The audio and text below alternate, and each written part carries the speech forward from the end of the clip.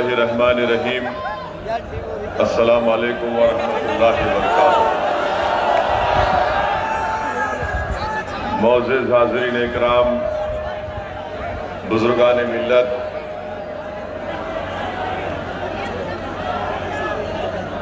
शहनशीन पर मंच पर तशरीफ़ फरमा मजलिस इत्तेहादुल मुस्लिमीन के सदर जनाब मोहतरम शौकत अली साहब और तमाम मेरे मजलिस के बावक़ार बाइज़्ज़त साथी, ज़िला सदर वसीम साहब, अमजद अब्बासी साहब, मोहतरम जनाब रिजवान अहमद साहब,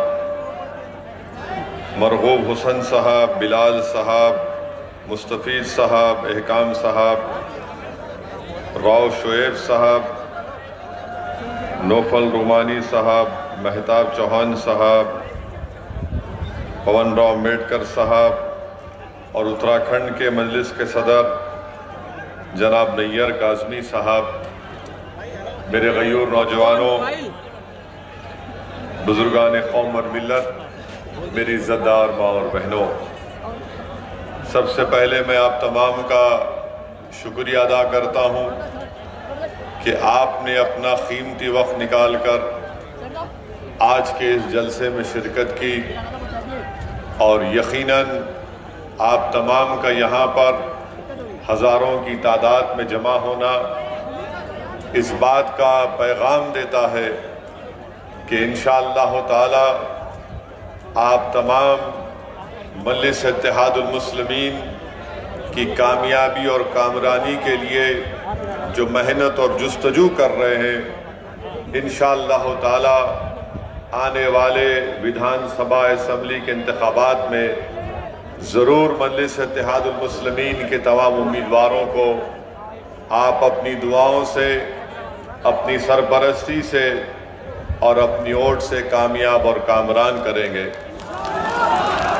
मेरे अजीज़ दोस्तों और बुज़ुर्गों, ये मेरी खुशकिस्मती है कि मैं दोबारा अल्लाह सुब्हानहू तआला ने मुझे इस तारीख़ी सरज़मीन पर आने का मौका दिया और अल्लाह ने मुझे ये एज़ाज़ बख्शा कि मैं एक ऐसी गयूर सरज़मीन पर बसने वाले गयूर अवाम से कुछ अपनी दिल की बात उनके सामने रख सकूं। यकीनन ये तारीख़ी जगह है जहाँ से हमारे उलमाए कराम ने अंग्रेज़ों के ख़िलाफ़ ना सिर्फ जिहाद का फतवा दिया बल्कि इस मुल्क को 200 साल की अंग्रेज़ों की ग़ुलामी से अगर छुड़ाने का किसी ने काम किया तो इसी सरज़मीन पर बसने वाले वो मोअज़्ज़िज़ उलमाए कराम थे जिन्होंने इस मुल्क को अंग्रेज़ों की ग़ुलामी से आज़ाद कराने के लिए एक बहुत बड़ा अहम रोल अदा किया। मैं अल्लाह से दुआ करता हूँ कि अल्लाह सुब्हानहू तआला हमारे उन तमाम जय्यद उलमाए कराम को, उन मरूमीन को अल्लाह उनकी मग़फ़रत करे, अल्लाह उनकी ख़बर को कुशादा फरमा दे, अल्लाह उनके दर्जात को बुलंद फरमाए और अल्लाह सुब्हानहू तआला हम तमाम को उनका नेक नेमुल बदल बनाए, क्योंकि आज हमारा वतन अजीज़ फ़िरक़ा परस्ती की लहर में डूबा हुआ है। आज हमारा वतन अजीज़ नफ़रतों की फ़िज़ाओं में डूबा हुआ है। इसीलिए हमारे बुज़ुर्गों के क़ुरबानियों को हमको सामने रख कर दोबारा हमको जद्दोजहद का आगाज़ करना है और जहाँ पर हमारे बुज़ुर्गों ने इस मुल्क को अंग्रेज़ों की ग़ुलामी से आज़ाद करवाया, मैं आपसे ये अर्ज़ करने आया हूँ कि आज मौजूदा दौर में हमको हमारे मुल्क में जो नफ़रतों की फ़िज़ाओं में इजाफ़ा किया जा रहा है, जो भेदभाव किया जा रहा है, एक तरीक़े से हुकूमतें अक़लियतों को दबाने और कुचलने की बातें कर रही हैं। आज हमको दोबारा एक जद्दोजहद का आगाज़ करना पड़ेगा ताकि इस मुल्क को हम फ़िरक़ा परस्ती के जहर से पाक कर सकें, ताकि हम इस मुल्क को मुसलमानों की नफरत से पाक कर सकें, ताकि हम इस मुल्क की, जो यहां पर हमारे बुजुर्गों ने आज से 70, 75, 80 साल पहले हमारे बुजुर्गों ने नारा दिया था कॉम्पोजिट कल्चर का, इंडियन नेशनलिज्म का, आज हमको उस इंडियन नेशनलिज्म को बहाल करना है। आज हमको और आपको मिलकर अगर हम खराजी अकीदत पेश करना चाहते हैं रेशमी रूमाल के तहरीक के बानियों को, तो अल्लाह अगर उनकी रूहों को जबान देगा तो रेशमी रूमाल तहरीक चलाने वाले बुजुर्गों की रूहें हमको आज पुकार पुकार कर कह रही हैं कि हमने अपना सब कुछ कुर्बान कर दिया।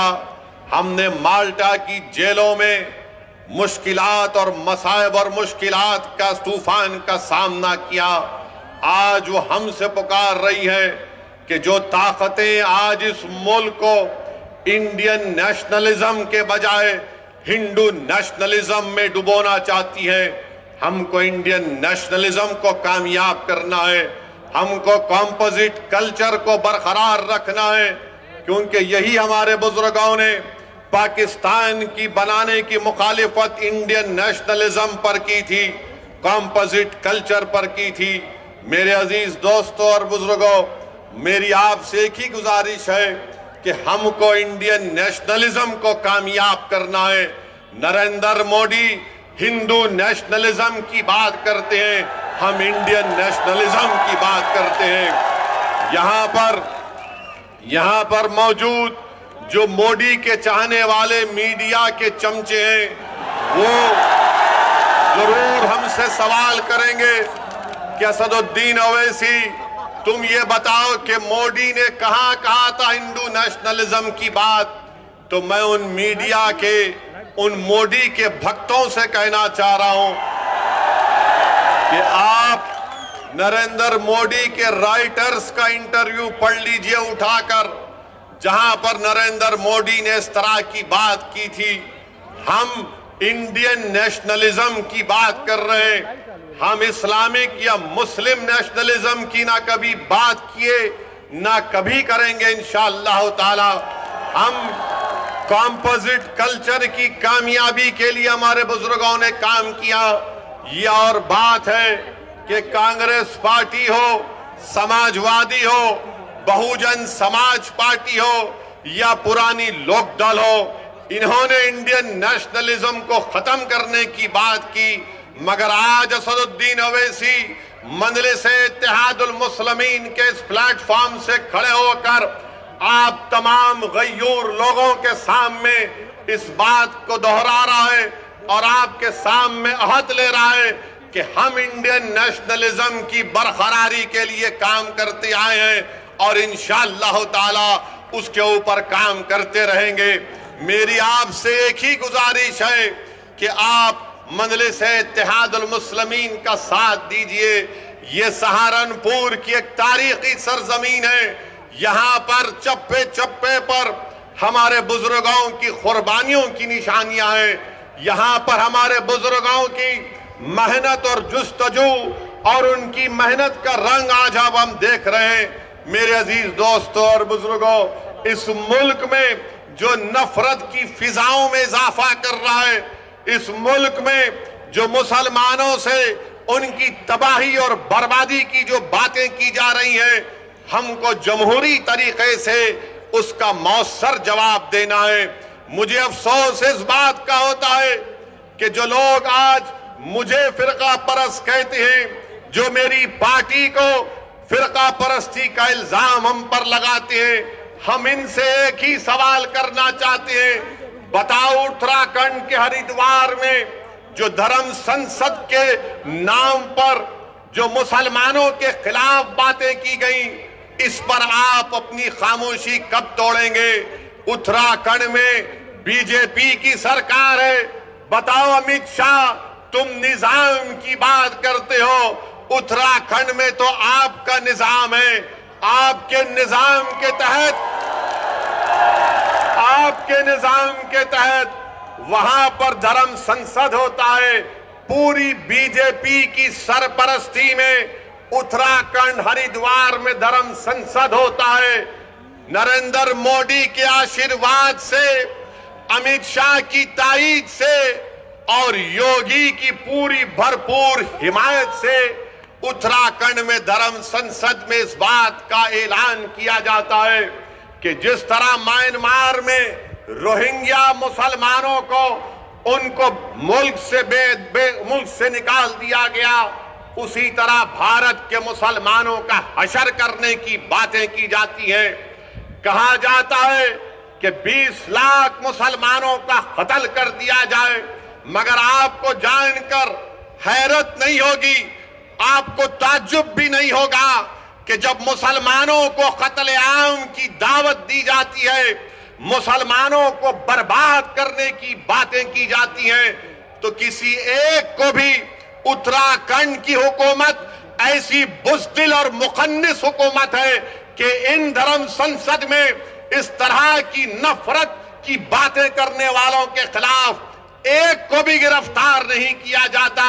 और जो जहर उगल रहे थे वो उल्टा पुलिस के पास जाकर कुरान करीम, अल्लाह के कलाम के ताल्लुक से एफआईआर दर्ज करते हैं और इंस्पेक्टर साहब के सामने हंसते हुए, मुस्कुराते हुए बात कर रहे हैं। ये भारत है जिसको आपको समझना है। ये वो भारत नहीं है जिसको हमारे बुजुर्गों ने अंग्रेजों से आजाद करवाया था। ये जो मौजूदा भारत है, ये वो भारत नहीं है जिसको सन 57 की जंग आजादी में हमारे बुजुर्गों ने अपने खून से सरजमीन को लाल किया था। अगर हमने इस मुल्क को आजाद किया, इसमें बढ़ चढ़कर हिस्सा लिया, हमने काला पानी की सजा काटी, हमने सावरकर की तरह अंग्रेजों से अपनी जान की भीख नहीं मांगी, तो आज हमारे वतन में हमको धमकियां दी जाती हैं कि तुम्हारा कत्लेआम किया जाएगा, तुमको रोहिंग्या मुसलमानों की तरह तुम्हारा हाल कर दिया जाएगा। अरे कौन सी जमहूरियत की तुम बात कर रहे हो? कौन से संविधान की मोहब्बत में तुम काम कर रहे हो कि एक को भी गिरफ्तार नहीं करते? एक को भी गिरफ्तार नहीं करते। बताओ नरेंद्र मोदी, बताओ अमित शाह, बताओ उत्तराखंड की बीजेपी की सरकार, आज तुम्हारी नाक के नीचे खड़े होकर भारत की सबसे बड़ी अक़लियत मुसलमानों से इस तरह की धमकियां दी जा रही हैं और कोई हुकूमत कोई बात नहीं करती। सबसे पहले अगर उत्तराखंड में किसी ने इन जालिमों के खिलाफ अगर कंप्लेन दी तो उसका नाम नैयर काज़मी मजलिस इत्तेहादुल मुस्लिमीन के सदर थे। उन्होंने जाकर पुलिस स्टेशन में कंप्लेन दर्ज कराई। अब नैयर काज़मी मुझसे कह रहे थे कि उत्तराखंड में जगह जगह पर उसके खिलाफ एहतजाज हो रहा है, तो उत्तराखंड की बीजेपी की सरकार नैयर काज़मी के पास अपने लोगों को भिजाकर कहती है कि नैयर काज़मी, अगर तुम एहतजाज को बंद नहीं करोगे तो हम तुमको जेल में डाल देंगे। मैं उत्तराखंड की सरकार से कहना चाह रहा हूं, जेल में डालना है डाल दो, मगर याद रखो तुम हक की आवाज को दबा नहीं सकोगे। अगर आज नैयर काज़मी ने कंप्लेन दी तो भारत के संविधान को बचाने के लिए कंप्लेन दी। अगर आज मजलिस आवाज उठा रही है उत्तराखंड के धर्म संसद में जो जहर अफशानी की गई इसलिए कि भारत को बचाना है, ये भारत जो हमारा देश है, हमारा वतन अजीज है, इस भारत का कोई मजहब नहीं है। ये भारत ना हिंदुओं का है, ना मुसलमानों का है, ना ईसाइयों का है, ना सिखों का है। ये भारत किसी का भी नहीं है, ये भारत सबका है, चाहे वो खुदा को मानता हो या ना मानता हो। ये भारत की खूबसूरती है। बीजेपी इसको सिर्फ एक मजहब से जोड़कर ये बताना चाहती है कि ये मुल्क सिर्फ एक मजहब का है या एक आरएसएस की आइडियोलॉजी के मानने वालों का है। आरएसएस वालों, तुम क्या एक मिसाल पेश कर सकते हो कि मुल्क की जंग आजादी में तुम्हारे कौन से लोगों ने अंग्रेजों के खिलाफ आजादी में हिस्सा लिया? क्या तुम्हारे किसी एक लीडर का तुम नाम बता दो? अरे तुम तो अंग्रेजों से मिले हुए थे। तुम्हारे उस वक्त के सर संचालक ने कहा था, तुम्हारे उस वक्त के सर संचालक ने कहा था कि आजादी की लड़ाई में हिस्सा मत लो। नाम लो मैं उनका। मेरे अजीज दोस्तों और बुजुर्गों, आज आरएसएस भारत के मुसलमानों को देशभक्ति सिखा रही है। जब जरूरत थी अंग्रेजों के खिलाफ लड़ने की तो आप तो खामोश बैठे हुए थे। जब जरूरत थी जेल को जाने की तो आप अपने घर में बैठे हुए थे। अरे हमने हर मैदान में इस मुल्क को अंग्रेजों की गुलामी से आजाद करवाया। नरेंद्र मोदी की जबान से आप कभी नहीं सुनेंगे कि आरएसएस ने इस मुल्क की आजादी के लिए अपना खून या पसीना बहाया। नरेंद्र मोदी बात करेंगे औरंगजेब की, नरेंद्र मोदी बात करेंगे शिवाजी की, नरेंद्र मोदी कभी बात करो सन 57 की जंग आजादी में। बताओ ये लोग आज जो नफरत फैला रहे हैं इनका क्या रोल रहा? इनका कोई रोल नहीं रहा। बात करते हैं तो जिना की बात करते हैं। अरे इसी सरजमीन से हमने 2 नेशन थियरी को रिजेक्ट किया, मुस्तरद किया। हमने इंडियन नेशनलिज्म और कॉम्पोजिट कल्चर की बात की थी। अगर आज हम यहां पर सहारनपुर में हैं, देवबंद में हैं, गंगों में हैं, तो वो जिना के पैगाम को ठुकराने की सबसे बड़ी जीती जागती मिसाल है। मगर इनको सिर्फ जिना याद आता है। समाजवादी को भी आजकल जिन्ना याद आ रहे हैं। अखिलेश को भी जिन्ना जबान पर चढ़ गया। बीजेपी के तो दिलो दिमाग पे चढ़ता ही रहता है। मेरे अजीज दोस्तों और बुजुर्गों, एक और धर्म संसद हुआ छत्तीसगढ़ में। कांग्रेस ने कहा जब बीजेपी कर सकती है तो हम क्यों पीछे हटे? कांग्रेस की सरकार छत्तीसगढ़ में, वहां पर धर्म संसद होता है और उस छत्तीसगढ़ रायपुर के धर्म संसद में कांग्रेस का कैबिनेट रैंक का मंत्री बैठा हुआ है। बीजेपी के बड़े बड़े नेता बैठे हुए हैं और उसमें से एक महाशय ने महात्मा गांधी को गाली दे दी, गोडसे की तारीफ कर दी और साथ में मुसलमानों के खिलाफ जहर बका।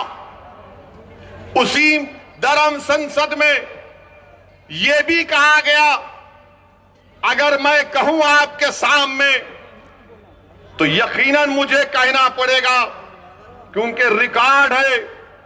रिकॉर्ड में उस रायपुर के धर्म संसद में क्या क्या कहा गया, उसमें एक मोहतरमा भी थी। उनको मिसेस नहीं बोल सकते, उनको मोहतरमा कहना पड़ेगा। मैडम ने कहा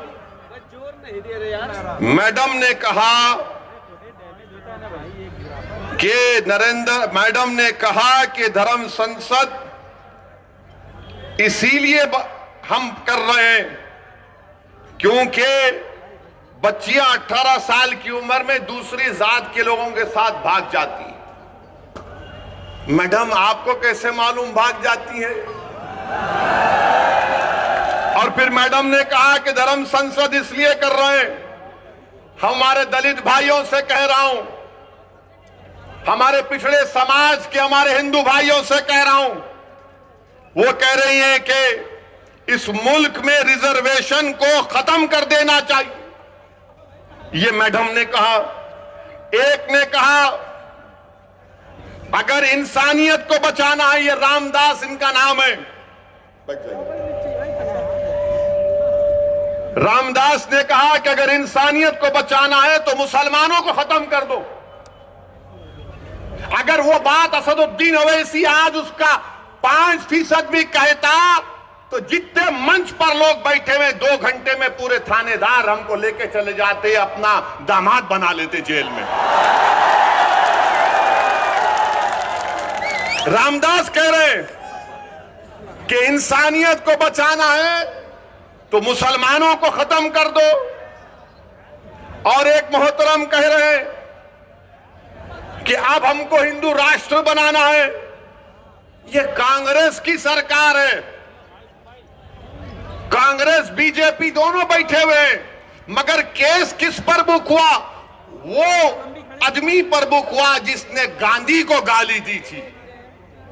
क्या गांधी भारत के मुसलमानों से बड़ा है? मेरा मानना यह है कि गांधी भी बराबर है, भारत का हर नागरिक बराबर है। अगर गांधी को गाली दी गई और मुसलमान को गाली दी गई तो दोनों पर केस बुक होना चाहिए।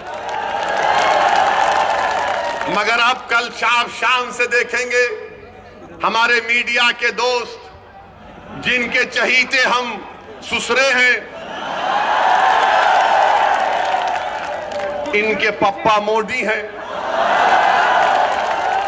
वो चलाएंगे ओवैसी ने गांधी को बोल दिया। हम ये पूछ रहे हैं कि गांधी को गाली देने पर मुकदमा अगर हो सकता है तो मुसलमान को खत्म करने का मुकदमा क्यों नहीं होगा? तुमको अगर गांधी से मोहब्बत है तो भारत के मुसलमानों से ही मोहब्बत रखो, क्योंकि गांधी ने भूख हड़ताल की थी पार्टीशन के वक्त, जब मुसलमानों को काटा जा रहा था फसादात में। एक दिन नहीं, 2 दिन नहीं, गांधी ने कई दिन भूख हड़ताल की, और इस शर्त पर अपनी भूख हड़ताल को गांधी ने खत्म किया था कि मुसलमानों की जान और माल की हिफाजत करनी चाहिए।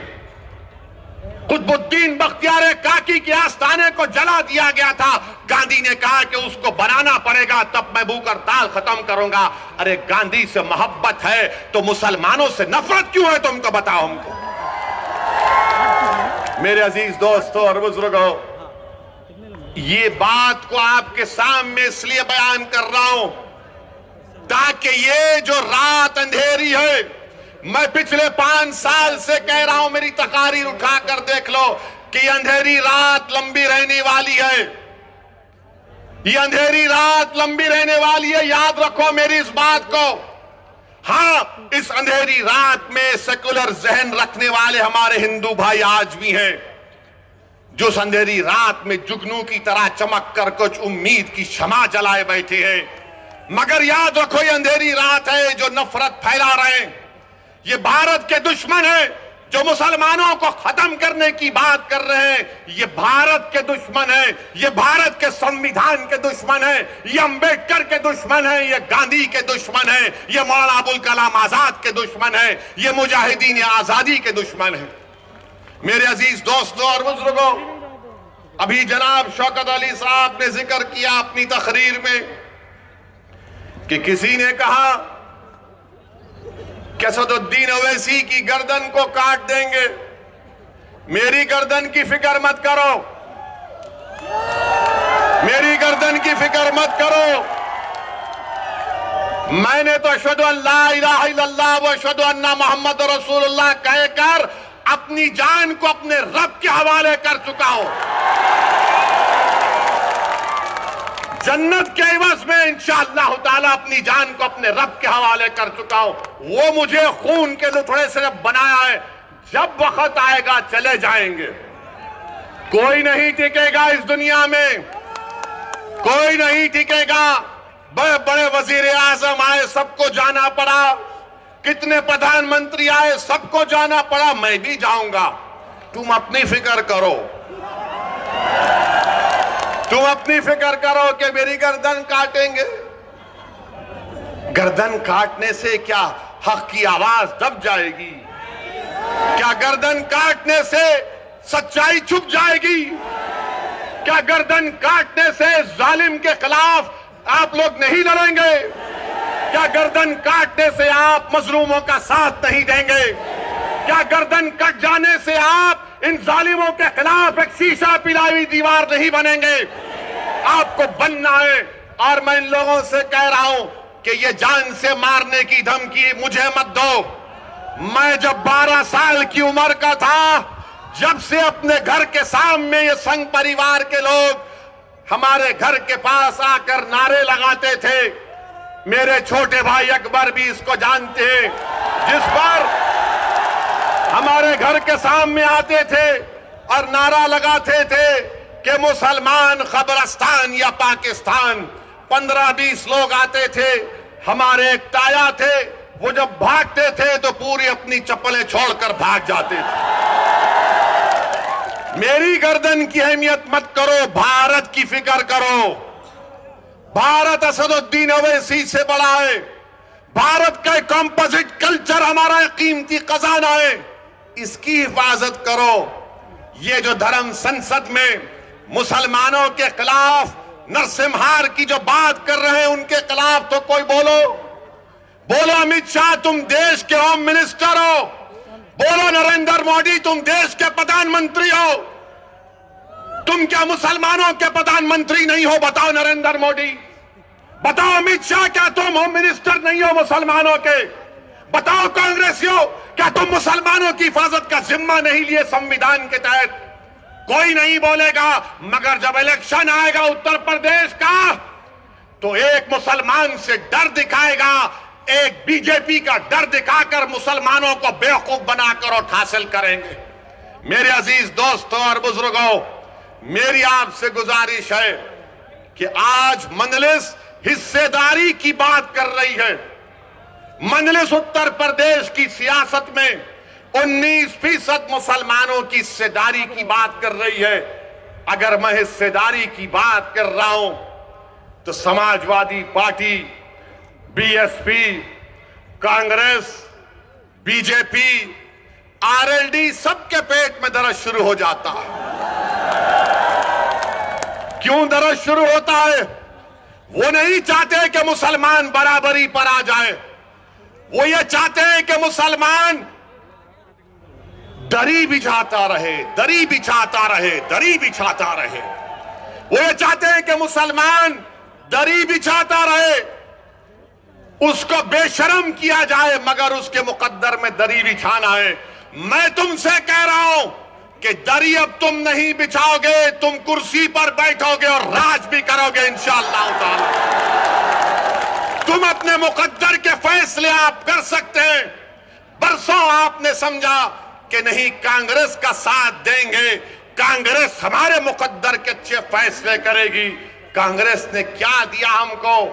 शहादत बाबरी मस्जिद, हाशिमपुरा, मलियाना दिया।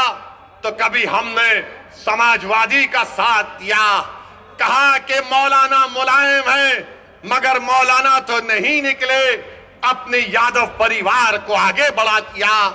तो कभी आपने कहा कि चलो इनके बेटे का साथ देते हैं, तो हमको क्या मिला? मुजफ्फरनगर मिला। फिर आपने बीएसपी का साथ दिया, कौन सा हिस्सा मिला आपको? कौन सा हिस्सा मिला आपको? सबसे ज्यादा जेल में आज उत्तर प्रदेश में अगर अंडर ट्रायल कोई है तो मुसलमान है 28%। सबसे ज्यादा कम ग्रेजुएट है तो मुसलमान है 2%। सबसे ज्यादा प्राइमरी स्कूल में कम पढ़ने वाले बच्चे हैं तो मुसलमान है। बताओ ये कब खत्म होगा? यही चीजें जब हम पढ़ते हैं तो मेरी जबान में तेजाबगी पैदा हो जाती है। मेरे अजीज दोस्तों और बुजुर्गों, याद रखो मेरी इस बात को, कामयाबी लिखना ये अल्लाह का काम है, तुम्हारे हाथ में नहीं है। अल्लाह अगर कामयाब करना चाहा तो अल्लाह आपके दिलों में मोहब्बत को डालेगा। मगर मेरी इस बात को याद रख लो, अगर नाइंसाफी का आप खात्मा करना चाहते हैं, मैं सहारनपुर की इस मुबारक और तारीखी सरजमीन में खड़े होकर आपसे हाथ जोड़कर अपील कर रहा हूं कि तुमने 60 साल कांग्रेस का, आरएलडी का, समाजवादी का, बीएसपी का साथ दिया।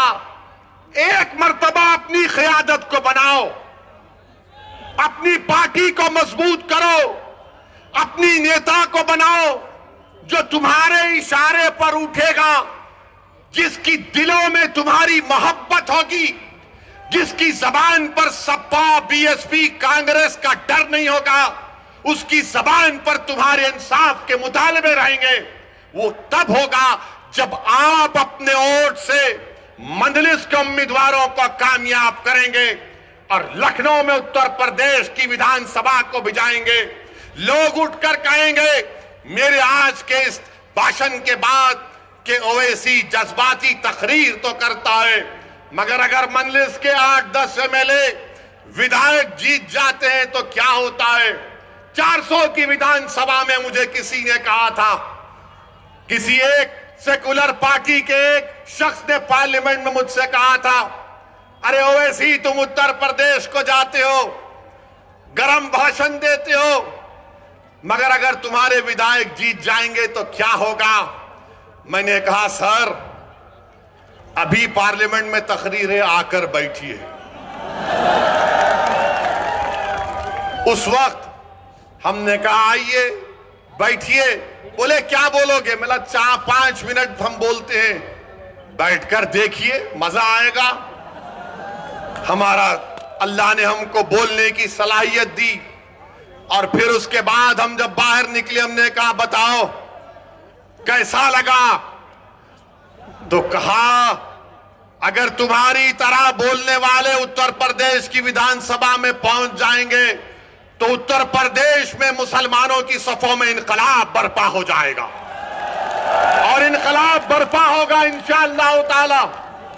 इंशाअल्लाह ताला इनकलाब बर्पा होगा, क्योंकि अब तक हमने अपनी जबानों को दबा कर रखा। अब तक हमने अपने दिलों में जो हमारी ख्वाहिशात थी, जो उमंगें थी, जो ख्वाबें थी, उनको दबा कर रखा।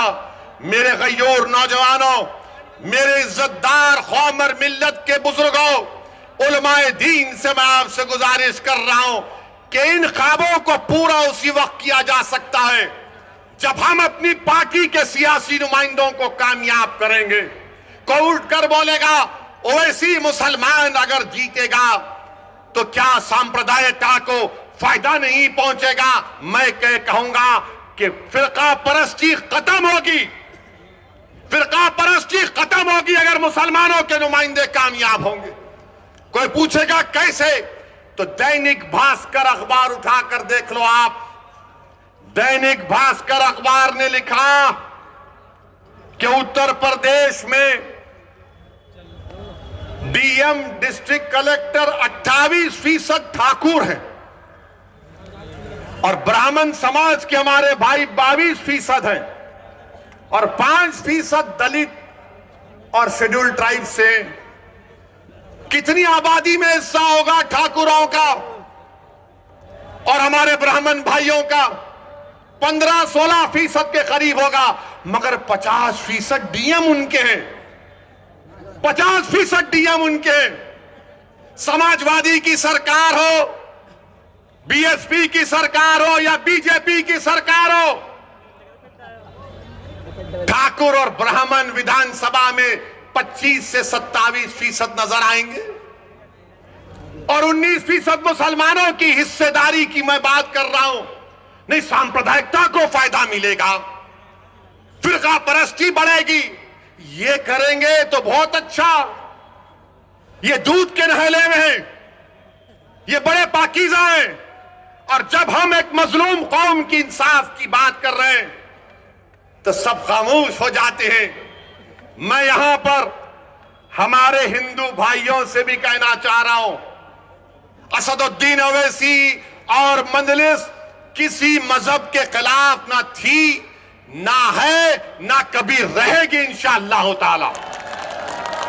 मैं यहां पर हमारे पिछड़े वर्ग के खास तौर से हिंदू भाइयों से कहना चाह रहा हूं, हमारे पिछड़े वर्ग के हिंदू भाइयों से कहना चाह रहा हूं, मेरी बात को आप याद रखो। आपको ठगा गया हिंदू एकता के नाम पर। पिछड़े वर्ग के हिंदू भाइयों से कहना चाह रहा हूं, मेरी बहनों से कहना चाह रहा हूं, आपको ठगा गया हिंदू एकता के नाम पर और आपको क्या मिला? ठाकुरवाद आपको मिला। आपको ठाकुरवाद मिला। जिस तरह उत्तर प्रदेश के मुसलमानों को सेकुलरिज्म के नाम पर, समाजवादी के नाम पर वोट लिया गया, तो हमको क्या मिला? हमको यादववाद मिला, आपको ठाकुरवाद मिला। आओ मेरे पिछड़े वर्ग के हिंदू भाइयों, मैं तुम्हारे साथ काम करने के लिए तैयार हूं। मैं तुम्हारे साथ ठहर कर तुम्हारी लड़ाई लड़ने के लिए तैयार हूं। मैं हमारे दलित भाइयों से कह रहा हूं, मैं हमारे दलित भाइयों से कह रहा हूं, अगर आपको यह शिकायत है कि बीएसपी आपकी बात नहीं कर रही है, तो असदुद्दीन ओवैसी तुम्हारी बात करने तैयार है, तुम्हारे खिलाफ इंसाफ का मुतालबा करने के लिए तैयार है। और मेरे अजीज दोस्तों और बुजुर्गों, आप यहीं पर फिर ये लोग आके बोलते ओवैसी की तकरीर से हिंदू और मुसलमानों में नफरत की दीवार बढ़ गई। कौन सी मेरा जुमला है तकरीर का, निकाल के बताओ। कानपुर की मेरी एक तकरीर को 45 मिनट की तकरीर में 45 सेकंड निकाले हैं आरएसएस के जाहिल लोग। बिल्कुल थम्स अप है। इनको सिर्फ 90 साल तक चड्डी पहन के लट फिराए थे, तो अचानक ख्याल आया यार 90 साल उम्र हो गई, पैंट तो पहन ले। तो पैंट पहना। तो क्या हमने क्या कहा था कानपुर में?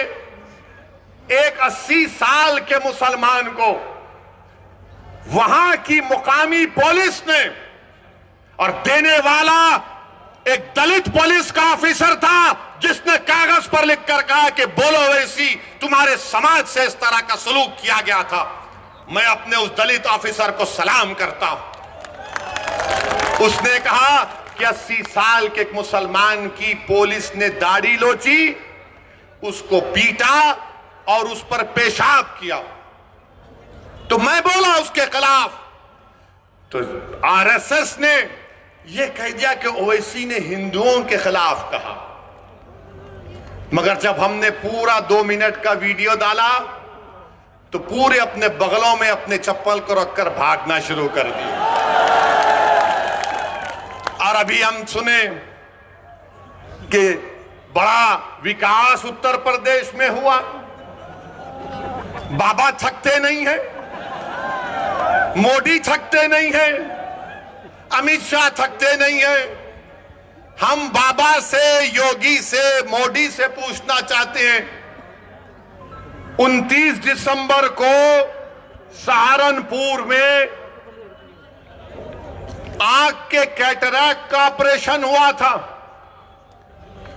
जिसमें से 27 लोगों की बीनाई चले गई। बताओ योगी आदित्यनाथ, ये आपकी सरकार में आंख का ऑपरेशन हुआ कैटरैक्ट का, सबकी बीनाई चले गई 27 लोगों की। तो अमित शाह बोलेंगे निजाम,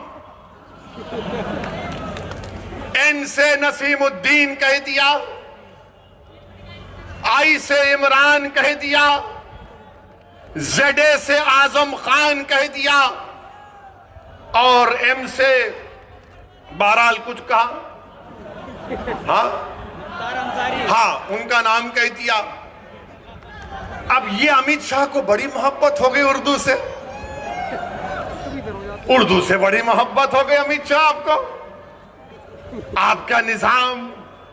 अरे हम तो ये तय करे हैं कि उत्तर प्रदेश के हाकिमे वक्त को बदलेंगे इंशाअल्लाह ताला। उत्तर प्रदेश के हाकिमे वक्त को बदलेंगे। और नरेंद्र मोदी, हम आपसे कह रहे हैं कि नरेंद्र मोदी के 3 यार हैं। नरेंद्र मोदी के 3 यार हैं। हमारे साथ बोलिए, एक ड्रामा, दूसरा फसाद, तीसरा अत्याचार।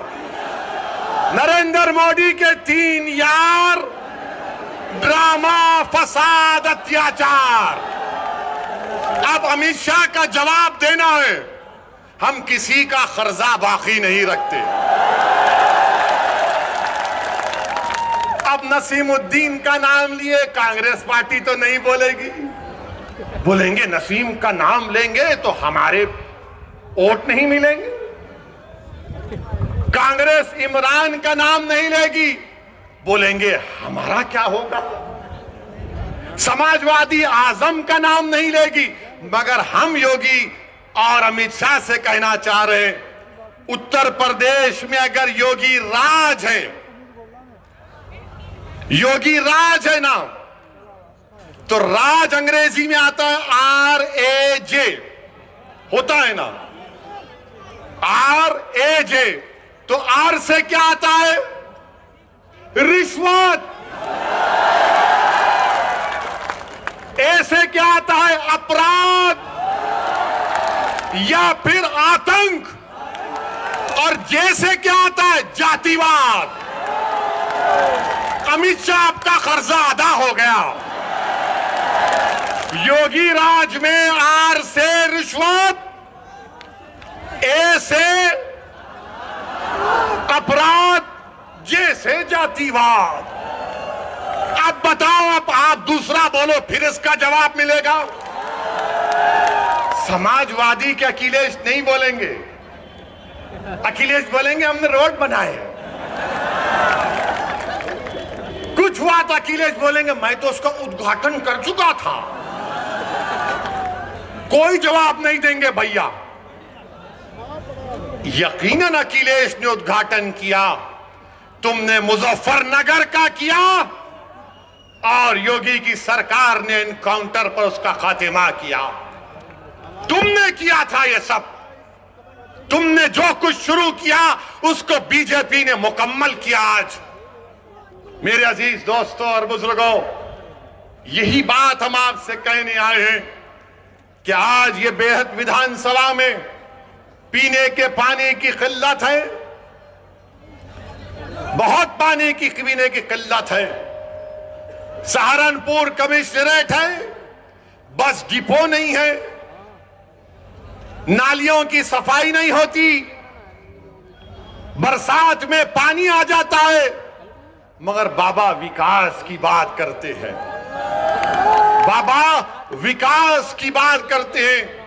मेरे अजीज दोस्तों और बुजुर्गों, हम आपसे यही अपील करने आए हैं कि आने वाले विधानसभा और असेंबली के इंतखाबात में मजलिस का साथ दीजिए। मैंने ये फैसला किया और फिर कह रहा हूं, हमने ये कहा कि हम कांग्रेस और बीजेपी को छोड़कर किसी से भी अलायंस करने के लिए तैयार हैं। तो सुनिए, तो एबीपी के चैनल पर एक मशहूर जर्नलिस्ट है पंकज साहब ने अखिलेश से पूछा कि आप ओवैसी से समझौता क्यों नहीं कर लेते, तो अखिलेश ने जवाब दिया कि ओवैसी पर बहुत से इल्जाम लगते हैं। अखिलेश साहब, इल्जाम तो हम पर ही लगता है ना, आप पर तो कुछ नहीं लगता। रिवर फ्रंट आप बनाए, आप पर कोई इल्जाम नहीं। लखनऊ से कानपुर रोड आप बनाए, आप पर कोई इल्जाम नहीं। आपने सब कुछ किया, आपके 10-10 उंगलियां घी में थी, मगर आजम पर इल्जाम लगा बकरी चोरी का और भैंस चोरी का। ये इल्जाम सिर्फ हम पर लगता है, ये 60 साल से हम पर इल्जाम लग रहा है। कभी आतंकवाद का, कभी फिरका परस्ती का, कभी पुलिस को मारने का, तो कभी किसी और इल्जाम का। अखिलेश यादव साहब, इल्जाम तो भारत के मुसलमानों के मुकद्दर का हिस्सा बन चुका है। अब हम इल्जामात की फिक्र नहीं करेंगे। सुन लो अखिलेश यादव, मुझे तुमसे कोई सर्टिफिकेट की जरूरत नहीं है। मैं इस जनता के दरमियान में जाकर अपनी दिल की बात करूंगा और इनके दिल को जीतूंगा और इनसे वोट का मुतालबा करूंगा। तुम क्या दोगे? तुम 11% यादव हो, हम 19% मुसलमान हैं। अगर तुम मुख्यमंत्री बने और जनाब मुलायम सिंह बने तो मुसलमानों के वोट की खैरात से बने। तुम याद रखो इस बात। हम पर इल्जाम। अरे हमारे पे कुछ इल्जाम लगा, हमारी तारीख गवाह है, हमारी नबी की सीरत की किताबें पुकार पुकार कर कह रही हैं कि जिस पर इल्जाम लगता है अल्लाह उसको कामयाब करता और करेगा इंशाअल्लाह ताला। इल्जाम है, कोई बात नहीं है, मगर याद रखो चुनाव के बाद बच्चों की तरह नहीं रोना। चुनाव के बाद बच्चों की तरह सिसक सिसक कर नहीं रोना। हम तो रोते हैं अपने रब के सामने हाथ उठाकर। हम इन जालिमों के सामने अपनी बेबसी का इजहार नहीं करते, हम रब्बे कायनात के सामने अपनी बेबसी का इजहार करते हैं, क्योंकि वो गफूर रहीम है, वो सत्तार है, वो गफ्फार है, वो लतीफ है, और अल्लाह हमको कामयाब और कामरान करेगा। मेरे बस में इतना है, शौकत के बस में इतना है, महताब और हमारे अंबेडकर साहब की ताकत में बस इतना है कि हम आपके पास जाकर अपनी बात को पूरी इखलास के साथ रख रहे हैं। दिलों में मोहब्बत डालने वाले का काम तो अल्लाह का है, दिलों को मोड़ने का काम तो अल्लाह का है। मैं तो बार बार कह रहा हूं कि अपने दिल पर हाथ रखकर मैंने आज आधे घंटे 40 मिनट में जो कुछ कहा, सोचो आप। अपने घर को जाओ, रात के अंधेरे में अगर तुम उठते हो तो सोचो इस बात को, कब तक हम सिस्कियां लेकर, कब तक हम इस गैर यकीनी कैफियत में अपनी जिंदगी को गुजारेंगे। भारत की जमहूरियत, अंबेडकर का बना हुआ संविधान हमको इस बात की इजाजत देता है कि हम सियासत में अपने नेता को अपनी हिस्सेदारी की बात करें, हिस्सेदारी के हिस्सा लें और अपनी क़यादत को, सियासी लीडरशिप को बनाएं। इससे भारत मजबूत होगा, इससे भारत का संविधान मजबूत होगा। यही चंद गुजारिशात मैं आप तक कहने के लिए आया हूं। आपसे सिर्फ गुजारिश करूंगा कि अगर आप हमारा साथ दें, अल्लाह आपको सलामत रखे। अगर आप नहीं देना चाहते तो अल्लाह तब भी आपको सलामत रखे। मगर मेरी इस बात को याद रखो, मेरी इस बात को याद रखो कि कई 60 साल के बाद कोई एक और दीवाना आकर मेरी ही जबान में इन आने वाले बच्चों से ना कह दे जो कल बूढ़े हो जाएंगे कि तुमको तुम्हारा हिस्सा नहीं मिला। हिस्सा उसी वक्त मिलेगा जब आप उठ खड़े होंगे, सियासी क़यादत बनाएंगे, अपने वोट से अपनी पार्टी को कामयाब करेंगे। जिस तरह ठाकुरों ने योगी को मान लिया, जिस तरह पिछड़ा वर्ग ने मोदी को अपना लिया, जिस तरह दलितों ने आज बहन जी और चंद्रशेखर आजाद को अपना नेता मानते हैं। आओ मुसलमानों, तुम मुझे नहीं तो खुद नेता बन जाओ, मैं तुम्हारे साथ ठहरने के लिए तैयार हूं। अस्सलाम वालेकुम व रहमतुल्लाहि व बरकातहू।